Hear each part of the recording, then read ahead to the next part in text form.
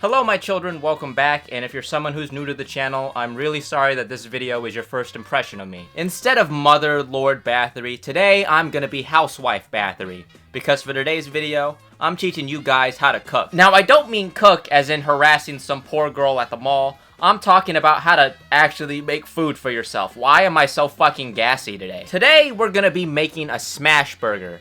Now plain and simple, a smash burger is a burger, but the patty is a little flatter, crispier, and somehow juicier at the same time. It's simple, it's cheap, and it is the best damn burger that you'll ever have for the rest of your life. No more McDonald's, no more Wendy's, and especially no more Burger King. Once you guys learn how to make a smash burger, you will be the true Burger King, because this burger has a little secret.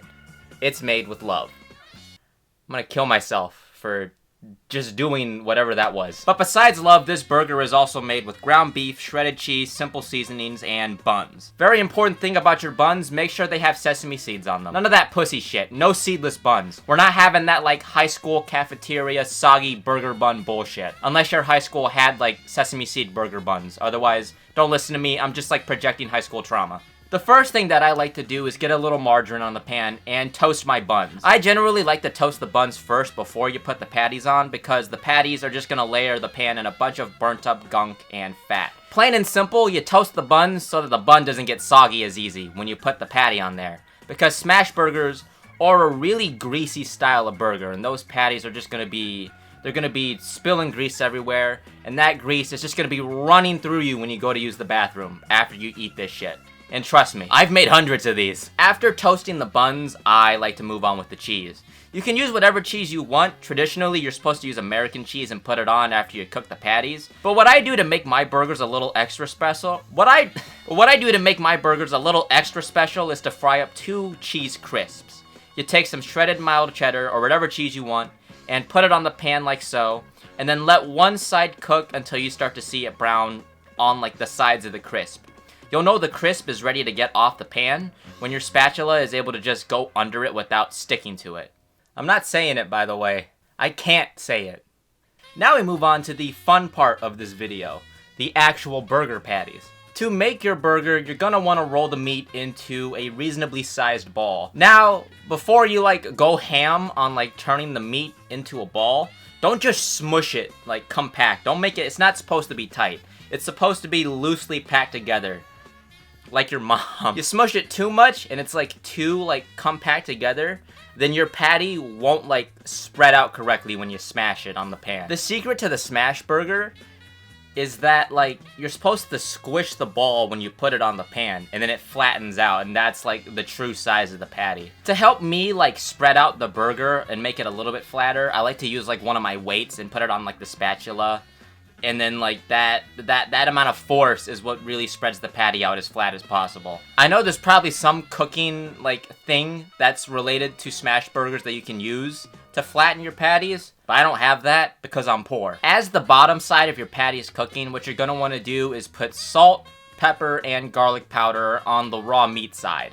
And you're only gonna wanna do it for one side. Season it like you're seasoning both sides of the burger because the burger is so flat, the flavor is just gonna be on both sides, I think.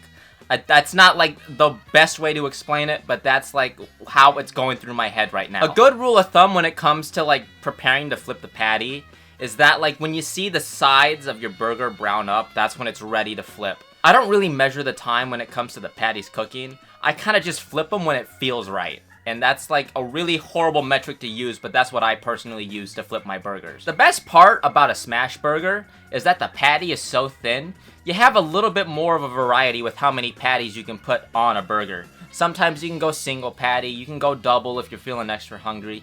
You can even do 3 patties on your smash burger. There's nothing wrong with spoiling yourself every once in a while, you know? It's your burger, you do what you want with it. You fat bitch. After your patties are done, I'm gonna make a 3rd patty anyways, just for the hell of it. I'm not gonna eat the 3rd patty. What I like to do every time I make a smash burger is make one super smash patty, and then I give it to my dogs. It's unseasoned, and it's cooked just as perfectly as I cook my smash burger. I really love my dogs. They're my little fur babies. I would do anything just to, like, make them happy. They're all I really have. I shouldn't have to say it, but the next step after you cook your burgers is to just assemble it. Making a burger like this and just cooking period, is a weird art form in a way. Like, there's something that's just so visually striking about making food, preparing it, and then assembling it. And then not only that, it's the fact that you made all this by yourself. It's weirdly therapeutic. I'm just some 20-year-old stuck in his mom's house in Ohio. But despite that, in a way, I still weirdly kind of understand why a lot of people tend to love cooking. Because, I mean, look at this thing.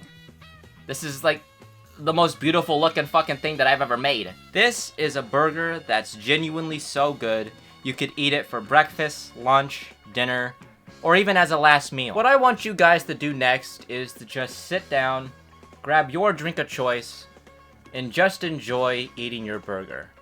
Eat it like it's the first time you've ever even had a burger. Eat it with someone that you love. Hopefully you made extra, in case you, or your guest, are still a little hungry. What I want you to do next, and this is most important of all, is to remember that, unlike me, you are not alone. You aren't just sitting there by yourself, eating that burger like it's your last meal.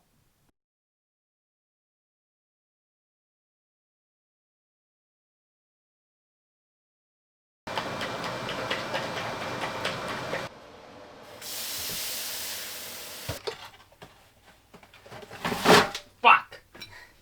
Shit! Fuck! No, how did that happen? Wait, sit, you son of a bitch. Sit down, sit. What are you, I'm saying sit!